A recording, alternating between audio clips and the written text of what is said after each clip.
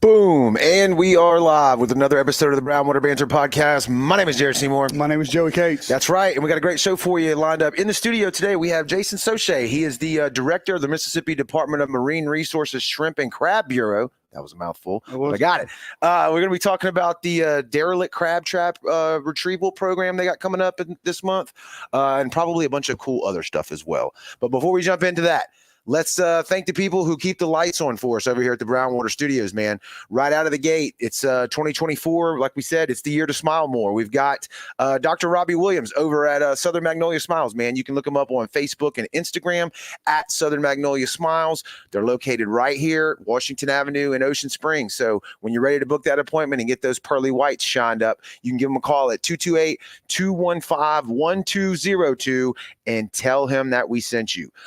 We've got Tyler over at Taylor and Cox Law Firm. They've been practicing law on the Gulf Coast for around 30 years. If you find yourself in need for legal representation, these are the guys for you. They specialize in felonies, misdemeanors, DUIs, family law, divorce, child custody, anything you can think of when it pertains to being represented, they can cover it for you. So give them a shout at 228-696-0111, and we appreciate their support. Rocky over at Sea to Swamp. You can look him up on Facebook. See the number 2 and then Swamp. He's got 2 locations here on the Mississippi Gulf Coast, Goshen and Gulfport. He's got all your tackle and apparel needs covered. He's carrying brownwater gear as well. He's slinging kayaks. He's got extra tough boots. He's got rods. He's got reels.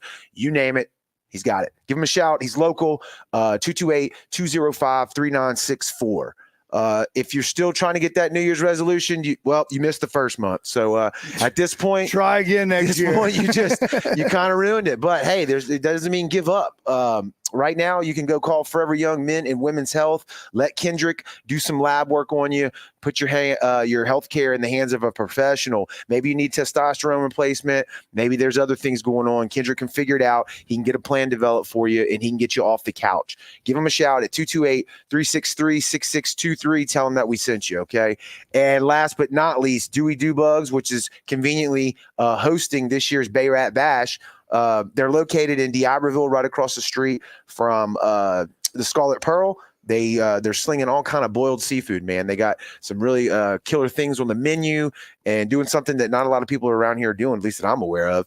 And nothing but good reports coming back from people that's gone. So we're proud to host a tournament there this year, and we're glad to have them on board as a sponsor as well. So go look them up on Facebook, man.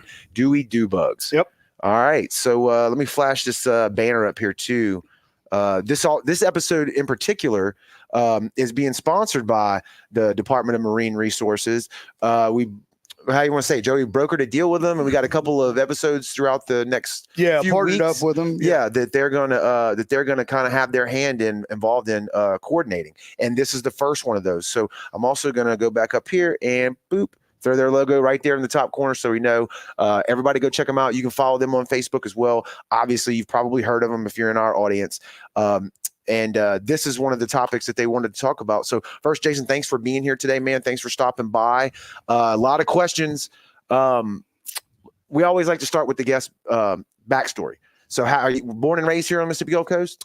Yes, sir. Yeah. I'm with a name like Saucier. That's right. I figured as such. Yeah. Appreciate y'all having me. I'm Jason. I grew up in Biloxi area, lived on Back Bay till I was about 7, and then lived in Wool Market. And so grew up fishing with my dad. That's kind of what steered me into this career path.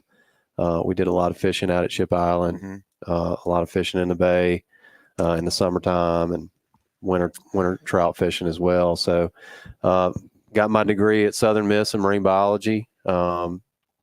Ended up working in the private sector for a little while, and then joined the MDMR in 2014 originally. Okay.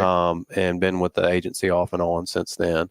So working in the Shrimp and Crab Bureau, we deal with those 2 fisheries predominantly. We do a number of things outside of just direct management of those 2 fisheries. But one of those things is the derelict crab trap removal program that not only benefits the fishery, but the environment. Yeah. And so super important program where we get to get the public involved in cleaning up. And, we've had a long standing relationship with the fishery or those crabbers have helped clean up the system as well. Ensuring that we've got good stewardship with the fishery. So, but yeah, glad to be here. Yeah. I saw whoever's running your Facebook page is doing a good job, because I've been seeing that posted a lot. Is this the first time y'all have done that, or y'all have done these plenty of times before? So we've done the program since 1999. That's when we originally started. Of course, Facebook wasn't around then, but we've progressively increased the advertisement of the program. And this year specifically, we've got some additional funding to do that. And so we're trying to get the word out as much as possible. So we're making a concerted effort online to have a repeated advertisement of it. And we did send out some an event for each day of the actual event. And Francesca's been posting the volunteer flyer for us too. So we did send out some solicitations to the high schools. I know a lot of local schools are requiring community service hours from their high schoolers. So we encourage parents, to folks that have boats, parents that are out on the water anyway. It's a great opportunity to get out with your kids, and they can get some service hours in, and it'd be a family outing, and come see us when you're done. So we've got basically 3 sites set up across the coast. One is in Bayou Caddy on Pleasure Street at the boat launch. For everybody that's familiar with Hancock County, they'll know where that is. We'll be set up there for the 3 days of the cleanup, as well as Ocean Springs Municipal Harbor, right there by the boat ramp, and then at Point Park in Pascagoula. At the boat launch there. So that's historically where we've set up for the collection sites. And we encourage the public, if they are participating in the cleanup, that those traps need to come to us there so we can collect the data and they can be recycled. So that's ultimate disposition of the traps, is we crush them and they're actually recycled at a local scrap metal facility.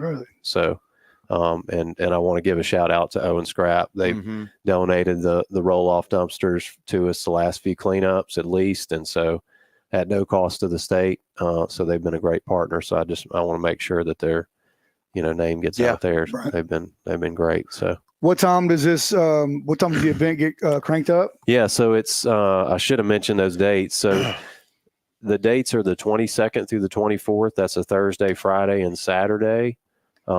We'll be at those sites from 9 a.m. to 4 p.m.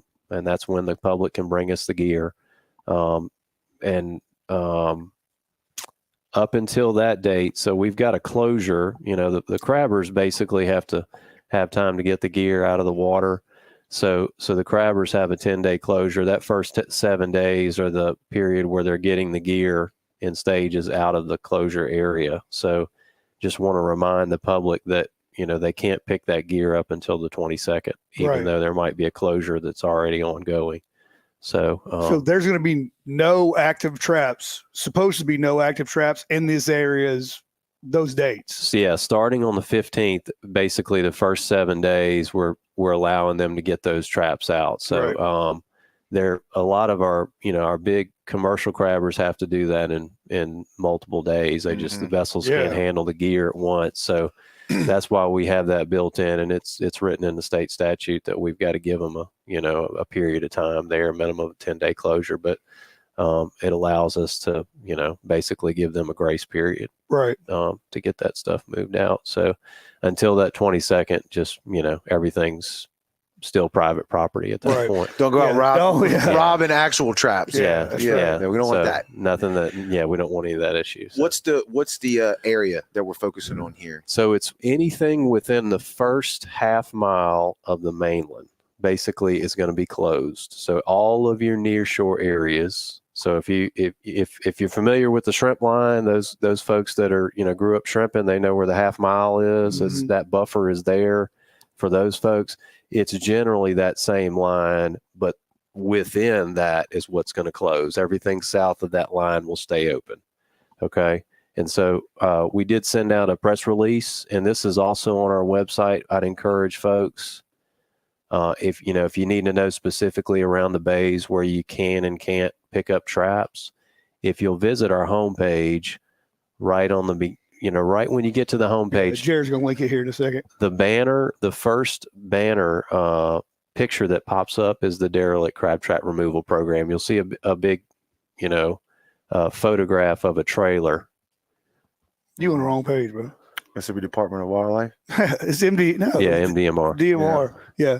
They're a great agency too. Yeah, that's the first. All right. So explain what a derelict crab trap is for people who don't understand what that term means. Yeah. So the word derelict, it generally means any gear that's not in service, that's not being currently used by the fishermen. Right, yeah. So if you click on that banner, it'll take you to our web page for the program, and there's some maps there that'll help folks. Perfect. I got it. So right here. the red shaded areas are the ones that we're gonna basically close down. Flash them up. First, I'm gonna drop that link in the comments. Anybody watching on the live, if you want to pull it up on your phone or the replay, you can. And then I'm gonna share this real quick, and you can we'll talk to this about this for just a second. We'll get into Joey's actual question here. Hold on 1 second. Okay.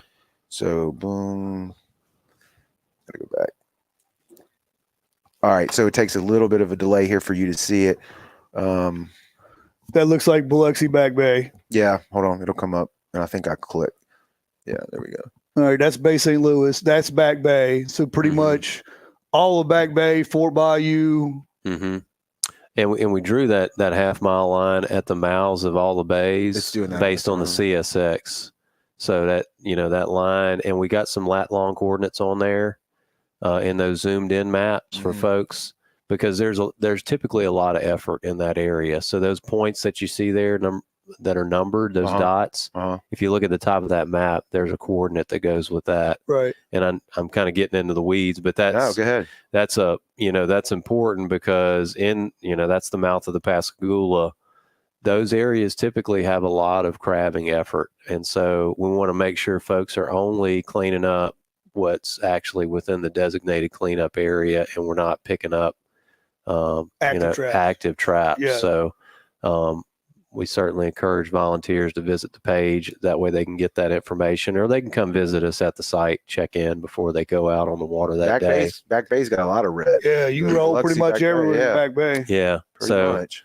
So all of the bays and rivers are closed. And that is great areas for our volunteers to go. It's a protected area, regardless of if it's a windier day, you can get in some of these areas. We know there's some visible traps in some of the marsh areas that are blown in. Right. And so a lot of our fishermen are aware of traps that are in their area that they fish in. So we do get calls from those type folks, and we encourage them to go out and get them. This is the time to do it. So. I think your question was just to tell us exactly what a derelict crab trap is. Yeah. So derelict, the term's been used like with abandon. It's not necessarily abandoned.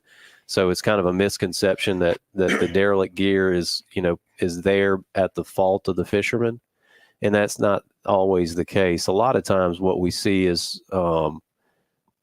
gear becomes derelict because of storm events. Right. So what'll happen is a lot of times if we get windy conditions, the traps will roll over on their own line enough to sink the cork. Okay. And they lose them that way, or they're blown into the marsh under, big storm tides. We'll see them blown up against the marsh or blown up on the beach. Situations like that, or lines get cut. Yeah. And so a big thing that we're trying to advocate for the fishermen now is for folks to be more conscientious when they're navigating around pots, because people don't realize sometimes that, the cork is not directly over the pot.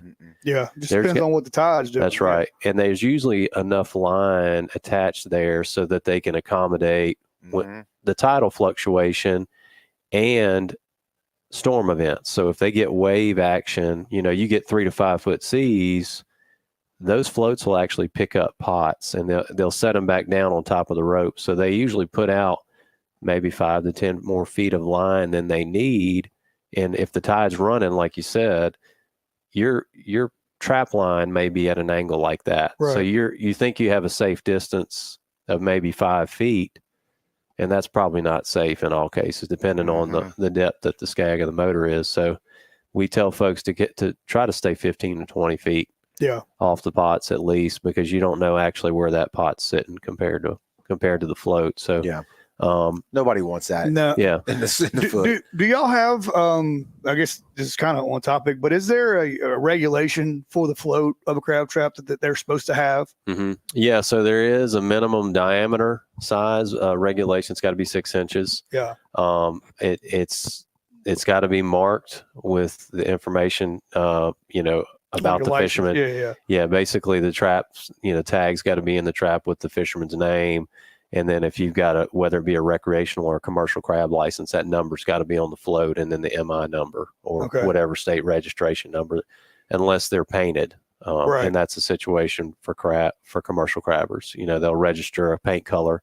A lot of the offshore traps, you'll see a certain paint scheme, and that's marking that pot to that individual. Really? We have that registered with our enforcement folks, so they can identify whose it is based on the colors. Right. On I the didn't know trap. that. I didn't either. Not that part. Yeah. So it's an easier way, because a lot of times if you write on a cork, y'all know how it is in the marine environment, it doesn't stick around. So most of them put on the tag, they put their name and a phone number, and that phone number is there in hopes that somebody that may find it will call them so they can get their gear back. Right. But that's not a requirement in the law. It's just that they have their full name on there, and a lot of them put their commercial or recreational license number in the trap too. Yeah, that makes sense what you said about most of them being like storm related, because that's somebody's money out there to just, let it go and not retrieve it. It's usually, I'm sure they want that back. Yeah, certainly. The prices, just like everything else, the prices of traps have gone up tremendously in the last few years just because of the cost of materials. And so, the average cost of a trap, from what I understand, is between $50 and $60 a trap. Yeah. So if you think about a line of even more than 25 traps, that's a big investment. A pile of money, yeah. So, some of that loss, may be from storms, and they can't help that, and we can't help that. But, the stuff that we can help is just trying to avoid, incidental cutting of lines. So. Yeah. What is the process to find these things, especially with a volunteer group like you're asking to come out? Obviously, if it's sitting on the bank somewhere, that's an easy one to remove. But are we trying to find the ones that are underwater? How? Yeah. So we do have a couple of programs where we're going to try to target some not easy to retrieve pots, but we do try to plan the public event in the winter for a couple of reasons.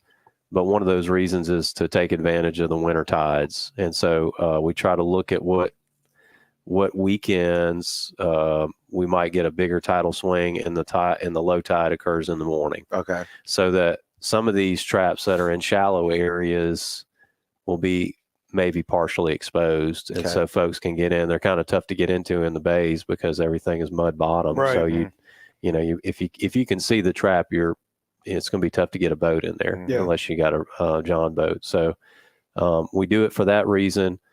Obviously, the ones on the bank are hopefully, everybody can help with those easily. But a couple of the other programs that we've got in the works are using drones to locate traps that maybe not are right on the fringe of the marsh, not right on the edge, but are inland and in the areas that we can't see from a boat or from a roadway.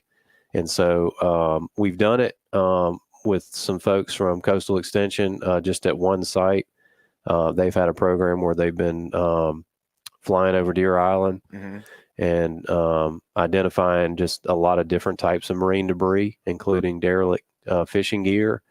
And so they basically provide us with the data to go out there and pick them up, because only the staff can pick up during an open season. So we can't just have anybody go pick up traps when it's open, and that's why we have the derelict crab traps around a crab closure, seasonal closure. So there's no accidental grab on somebody's property, right? Yeah, because just based on the way that state law is written, it doesn't allow for the general public to pick up even an obviously derelict trap. Because it's still private property. Even if it's all smashed up on the beach, don't mess with it. Yeah, that's right. And that was written by the legislature years ago to protect crabbers because they had some, they probably had some issue going on where people were stealing traps and just claiming they were derelict or whatever the case was. But it was to protect the crabbers' investment. Right. And so the program that we've done with, or that MSU Coastal Extension folks had on Deer Island was very successful. We were able to go out and get a number of pots there. And so our idea is to grow that to other areas and work with those folks to be able to fly over, in a standardized manner, certain estuaries, and cover a larger area, identify the traps, and then we can go out and get those that wouldn't otherwise be located or visible in the marsh. And then the other program that we've done on a pilot scale is subsurface recovery using side scan sonar. And so a lot of folks, this is readily available technology now for even, anglers, using it. Guys have it on their kayaks now. It's a huge tool for fishing, but also for identifying crab traps. It lends itself to that. So the definition is high enough to see that you've got a square or rectangle on the bottom, and that helps us identify in certain situations. The technology's limited in some ways, or at least the stuff that we use as far as, where you can use it. It's got to be certain conditions, certain depth. But what we'd like to do is systematically go through certain watersheds and identify all of it and come up with a better way of retrieving. So what we've done in the past is, basically we use grappling hooks. And you're just blindly trolling, trying to get it. Throwing at what your boat has just passed. If it's mounted on it's a transducer mounted on a transom, you're not seeing the gear until the vessel has actually passed it. So it's sort of it's got to be a well-oiled machine with the field crew to say, what distance do I need to throw it off this direction of the transom? Right. And so there's some other things we can look at as far as retrieval gear that we're going to do some experimentation and testing of over the next couple of years, and maybe be able to more easily pick up that stuff that's subsurface that we can't get during a public cleanup. Yeah. So what's the reason for people that, maybe hearing about this for the first time, other than the obvious? It doesn't look good sitting on the shore. It's snags for people fishing, possible trawl. Like if it, was to float somewhere where it shouldn't have been to begin with.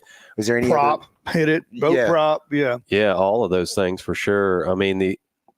The other thing that any derelict fishing gear can cause is ghost fishing. Yeah. So, they can continue to fish, and we don't want that. And they do to a certain extent, but after a while, what we see with the gear that's been in the water for a long time is it forms habitat is what it does eventually. So it recruits oysters, and it decays enough where it's not actually fishing gear. Yeah. Rust a hole in it or something. Yeah. So it gets encrusted so much or filled with mud that, we'll pick them up in trawls, and shrimpers will too, but we'll pick them up in our scientific trawls, and it'll be full of other things and not necessarily that are trapped in the gear. So it does eventually become part of the environment, but we want to, in the interim, try to minimize the amount of ghost fishing or the aesthetic issues that you mentioned, and the potential to damage a vessel or a prop if it entangles. In the shallow system,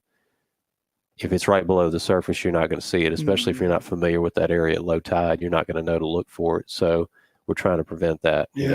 Public safety is a huge concern. So we went to Venice about a year ago, and if you don't know where you're going down there, you're running tiny water. Dude smashed one. It was the craziest thing I've ever seen. It sucked the whole crab trap into the prop. The prop was mangled, destroyed. So it's a bad situation. You don't want that for sure. Definitely don't want that. I know one of the things that we've learned just in doing this podcast and talking to your organization, all the different bureaus inside that y'all have. Can you talk to us a little bit about some of the stuff that your bureau does specifically, other than just this event? Sure. Yeah, so I mentioned we do manage the two fisheries, the blue crab fishery and the shrimp fishery in Mississippi waters. our crab fishery stays open year round, so we don't really look at closures other than for this type of an event. With the shrimp fishery, we all know we have seasonal closures built in. Statutory closures that occur at the end of December for inshore waters, and then a portion of offshore waters close at the end of April. So what we do in the spring, one of our big tasks is to do our trawl sampling starting in April. We do sampling twice a week at fixed stations across the sound to monitor size and growth and abundance of specifically of brown shrimp. And what we're trying to do is build a data set to determine the appropriate date to open the season. Right. So that we can provide that recommendation to the director. And so that's a big effort for us in April and May. Like I said, we go out twice a week and do that. And basically what we're doing is we're projecting, using linear regression, we're projecting when brown shrimp will hit legal size. So that we can try to open the season appropriately so that they're not catching sublegal and not as marketable shrimp. And we're not waiting too late either, if it's an early season. So last couple of years, we've had some earlier opening dates than the historical average in late May. And that's, our brown shrimp, if you're familiar with the life history of shrimp, most shrimp species, as they mature, are moving offshore. Right. Okay. So they recruit into the estuaries as post-larvae, and then they move offshore for spawning as they become adults. Okay. So we only have brown shrimp in our waters accessible to our bay fleet for a short period of time, relatively speaking. And so we want to make sure that they have access to that resource while it's here.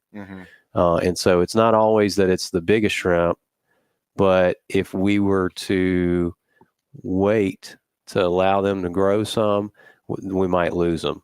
And so they, it's sort of a different fleet that operates in the Mississippi Sound than the fleet that operates in federal waters, or it is a different fleet. I mean, there's no two ways about it, but those federally permitted boats have access to those shrimp year round when they're bigger. Because that's their spawning grounds, and when they're adults, they're out there. So our folks that are trying to sell shrimp off the boat, the smaller boats that you see at the Hard Rock and at OS Harbor and Pass Harbor, those are the folks that we're trying to make sure they have access to the resource as soon as it's ready. And we're protecting the crop as well. So that's a big program that we do. We also do some fishery independent monitoring year round that is not just useful for monitoring blue crab and shrimp abundance, but also a lot of our finfish stuff. So a lot of our managed finfish species that we care about and that we actively manage, that we have size and bag limits for, we're looking for early life stages of those fish so that we can inform stock assessments. And so we do goes into limits and stuff like that. That's right. Yeah. So we want to monitor trends in abundance and that kind of thing. And so a lot of times they'll establish an index of abundance by size class. And so some of our gear, is specific for smaller size classes, and some of the gear that we sample with is for bigger size classes. So, but we assist with the smaller size class gear, and that's the trawl gear. And then we've been doing some experimental trawl sampling in the bays with some smaller trawls to try to find them where they are in the system. So we do that year round. That's a long time, long-standing data set that we manage. And then there's a couple other special programs that we're involved with, special permitting.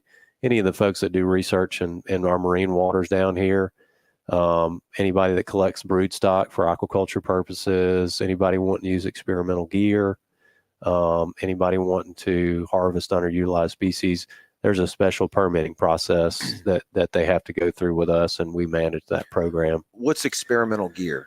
What would that be? That would be... This is like that snapper stuff that they have now where they're trying to release them to get them to different depths. Right. Yeah. Or more specifically, gear that would be for harvesting. So maybe a trawl that's not currently legal. Okay. Or a shrimp trap would be an example. So, there's certain gears that are allowable by law in Mississippi. And for shrimp, it's defined in statute what you can use. And if it's not listed there, you can't use it. So if somebody wanted to use a gear like a trap or a different style of trawl that's not currently legal, they would have to get a special permit to do that Otherwise, they'd be, in breaking the law, out of compliance with the Gotcha. law. So Gotcha. that would be a situation, or another type of gear for harvesting fish. Some sort of a net that's not currently legal, or some sort of a, just some sort of a gear that otherwise they would be out of compliance for using. Yeah. So, but most of those permits are special permits. We've got so many researchers in the area, folks that are not in the area that come down to do research. A lot of your folks that do specialty like ecotourism stuff, like Biloxi Shrimp Trip, y'all have had them on before. Yep. So they get to do, the ecotourism trips on that boat in areas that are otherwise closed Right. to shrimping. Yeah. And they do that under a special permit. So that's y'all. Yeah, Okay. that's right. So we just manage the program, and it's ultimately up to the executive director, on those permit decisions. But we're kind of there to coordinate the program and inform him. So that's another program. Live bait licensing. All of our local live bait shops have to go through an inspection process every year when they get renewed. When their license is up for renewal. So we handle all those, go inspect the bait shops, their boats, their transport vehicles. And then we also provide technical assistance to them throughout the year, as we can. So we're involved in that program. And then we've also got a staff member that's involved with, as a coordinator with the sport fish restoration program. So all the states get funding through sport fish restoration funds to do projects in their state, based on what the needs are. And so we get funds for the marine waters in Mississippi to do projects, whether they be research, habitat restoration, outreach, education. And so we help coordinate that, make sure those projects are in conformance with the rules of the program, and report on it, and make sure funding is spent properly. We had a comment come through. Your name didn't show up, whoever sent it in, so I can't shout you out. But it said they had no idea how much goes into shrimp protection. They've been buying them off the boat for years. So we appreciate the comment. But yeah, that's one of the cool things about doing this, and we've talked about it before, is getting to know, like, people see y'all out on the water doing the patrol side of things, and then when regulations come out, but y'all do so much more than that, and there's so many different bureaus, departments inside of it that I like people to be able to hear that. Right. Yeah. It's a part of the agency that's not as recognizable. Hopefully we'll help with that a little bit with the, coming on and talking with y'all about it. Absolutely. But, a big part of what we do, the fishery independent stuff I mentioned, but, interaction with the stakeholders is super important. So our fishermen, to know what's going on in the fishery and how can we better manage, you have to stay in tune. So, we do that through, there is a program where we collect data from our commercial fishermen, and then we do collect data with the creel surveys from our rec fishermen. But, there's always opportunities to interact with them on a basis of what are things like economically in the fishery and things like that. And our shrimp fishery is a great example of a fishery that's undergoing a lot of stress because of import prices, basically dropping the market value of the product or of the resource. So, it's a situation where it's super important for our consumers, our local folks, to be more conscientious when they buy shrimp, whether it be, for them to cook at home or from a restaurant. And so a lot of people don't realize when they get it from a supermarket, it might have a country of origin label on it. But there's some nuances to those laws. So it could be, an imported product that's processed in the U.S. and they can get around it, breaded shrimp or something like that. But to avoid all that, buy direct off the local boat. Yeah, it's so much better too. People Fresher. They don't realize, all the imported stuff for the most part is farm raised, and there's a lot of things they put in the water. It's pretty gross. So there's a lot of antibiotics and other things they have to do to minimize mortality in those super condensed, high density ponds. And so, the majority of the stuff that's hitting the market in the U.S. is coming from those areas. but we're right here on the coast. We have access. Most of the folks in the middle of the U.S. don't have that access, and it's relatively cheap compared to other seas. Cheap is where I look at it. For those guys, that's some hard work. I know. You know, and they don't have it costs of fuel and nets margin and everything like that. On that stuff. Yeah. I've told it on the show before, but I was at a local grocery store who I won't name, but I picked up a bag of shrimp, and I just so happened to think to ask the guy, like, the attendant was standing there. I'm like, are these Gulf shrimp? And he was like, no. And I put it out of my bag. I put it right back, and he goes, I get it. And I'm like, and they try to trick you too, because they'll be like, Louisiana grown shrimp, and you look on the box, product of Thailand. Like, man, come on, you know what I'm saying? So it may have been brought in and processed in Louisiana. Or something like you that. said, they're gonna nuance the hell out of it. Yeah, if they can, for sure. So and at restaurants, it's tough. At restaurants, I understand that side of the argument. It's about the bottom line for the restaurant owners. Yeah. But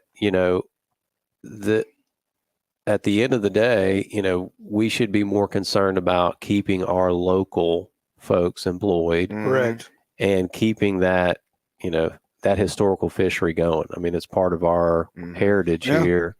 And it's getting harder and harder for these folks with the increase in price on everything else. And then there's still up, basically a flatline market value on the shrimp from the 90s. So, that's the only thing we can do is encourage folks to be more conscientious and buy local. Gulf shrimp, maybe. Yeah. Yeah. What would you say about the population of both shrimp and crab? Could you speak to either one of those, like how they fluctuate just within the last year or two? So both of those species, in essence, not so much with crabs, but with shrimp, it's an annual crop is the way that it's should be looked at, because the species is very short-lived. In the case of our Penaeid species that we catch here.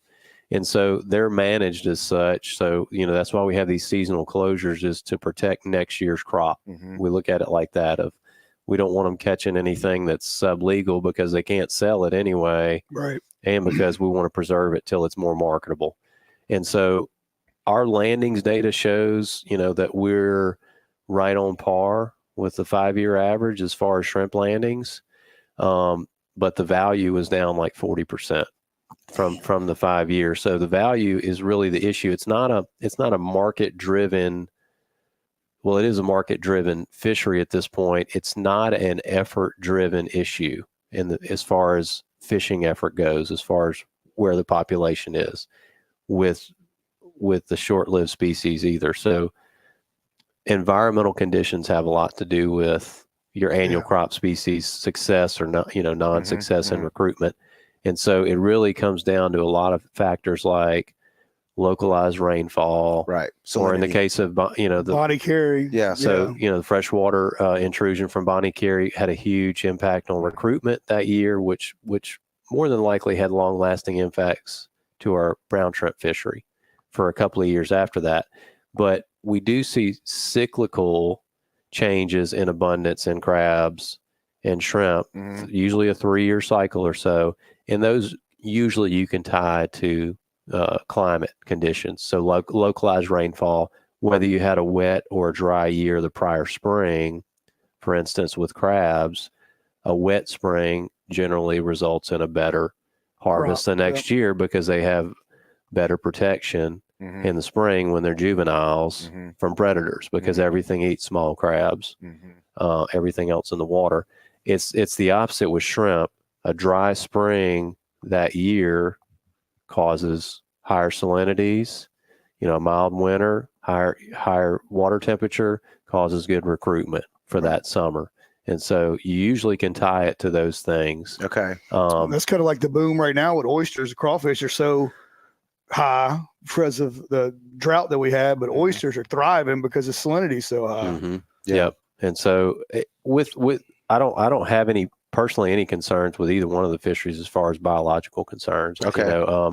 In the crab fishery, I think the abundance is cyclical there. The biggest thing that drives that fishery is when there is a higher demand because of a low harvest on the East Coast. So a lot of our fishery here on the Northern Gulf, the market value is driven by either the lack or the abundance of crab harvest on the East Coast. And so a lot of that drives the market. There's a lot bigger consumption in Maryland and areas like that of blue crabs. Okay. Believe it or not, than there is on the coast. I mean, yeah. And so they have a lot stricter fishery regulations up there because they've had issues where they've had population, not collapse, but issues with their population abundance where they've limited to, basically a quota and shut down fisheries. And when that happens, there's still a huge demand up there. Right. So drives up the price. And so you see an increase in harvest there because you have an increase in effort. Yeah. But the prices have been good in the crab fishery, continue to increase. And so we've seen some good years recently there. Is there any science that knows why blue crab tastes so good? You gonna figure that out? They're delicious. I don't know. Their name is their Latin name is Beautiful Swimmer. So yeah, I agree. Yeah. I agree. They Beautiful, taste beautifully, tasty especially swimmer. on top of a steak. Can you talk a little regulation as far as blue crab, like legal size, what you actually need to harvest them as a recreational fisherman? Sure. So if you're going to trap fish, if you're going to use a trap, then you do need a recreational license. And so those licenses for residents, Mississippi residents, are $5. And they can be bought at our office. They're good for a year from purchase date. And that allows you to run up to 6 traps recreationally. Plenty. That's plenty. Yeah, that's a lot of crabs. Yeah. That's even off your own pier. You're still supposed to have. That's right. Yeah. Yeah. Everybody, unless they have, so there's some exceptions to that. If you're a senior exempt license holder, Right. or if you're a lifetime license holder, then those are included. Okay. That tax is included in there, so you don't have to pay additional. So if you got a lifetime license, you put that license number on the trap, or if you're a senior exempt license holder, you put that license number on the trap, and you don't have to buy a license every year. So if you don't use a trap, if you're using a drop net off the seawall or off your pier, you don't have to have a license for that. So legal size on crabs is 5 inches for hard crabs from tip to tip on the lateral spines. No sponge crabs at all.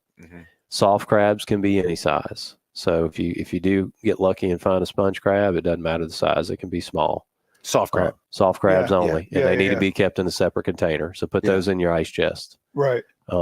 Don't put them in the basket with the rest of the crabs. So what's the purpose of that? Because it's a different size? Yeah, so it just tells if an enforcement officer comes up to the boat, then they know that this is my soft crab container. Yeah. And that's really made for the commercial folks that may have a few. The likelihood of you having more than one is very slim as recreational, but that's for those folks that can identify peelers, really. So the commercial guys can identify the busters and the peelers. Yeah. They can identify whether they're a white or a pink or a red line, and they put those in that special container off to the side because they're going to shed them out, within the next couple of days and put them on the soft shell market. Because there's a lot higher price for that market. Those are delicious. Oh yeah. Yeah. What about the traps? Do they have to have the nameplate on them? Do they have to, a lot of the ones I have the little round escape rings? Yeah, escape rings. Coal rings? Yeah. So that is required by law. A lot of the traps being sold now have them in there already because I think most of the states are requiring those. And those are to allow for some of the bycatch to get out, but it's also to allow for the smaller undersized crabs to get out. Yeah. At least into a certain size. It's not 100%. So you still need to measure your crabs, but those escape rings are required on the side walls, one in each compartment. So if you got 2 compartment trap, make sure one in each. We give those out for free at the office. So if anybody needs any, if they have old traps and they don't have them in there, they can come up there and get them if they need them. And the name needs to be in the trap on a tag, and the cork needs to be marked with the vessel number and the license number. Of course, you don't need that if you're tying them off a pier, right? Yeah. Well, no, you do. You still need the cork? You still need the cork, and that's for enforcement reasons, just to identify there's a trap in the water. A lot of people don't know that. I did not know that. Yeah. But it is required. That's correct. Yeah. Even though it's still tied to the pier. All right.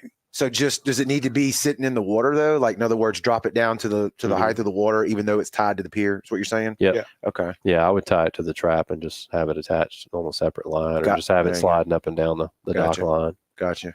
Learn something new every day. That's what it was all about. I bet there's other people in the comments that didn't know that. Yeah, Joey. you're right. Not just you. You're right. So I'm glad to hear, though. You say the fishery shrimp and crab is good. It's not. There's not really an issue there. Like there's the populations are good. Yeah, that's what I'm getting at. Yeah, populations are good. It's just a market issue, which is global economics at this point. Right. So I hate it for the local people here. Like you said, it's such an important part of the heritage of the Gulf Coast. But you can help. Yeah, not going to the certain right. grocery store and buying shrimp in a bag. Go to Ocean Springs Harbor or go to and they're out Hard there. Rock and get it. Yeah, they're That's out right. there. It's fresh off the boat, and it's amazing. So they're delicious. yeah. What about? Let's mention the event one more time Yeah. before we wrap things up. And is there anything else we haven't touched on other than? So we didn't touch on one thing. So we do have something for folks that show up to our event this year.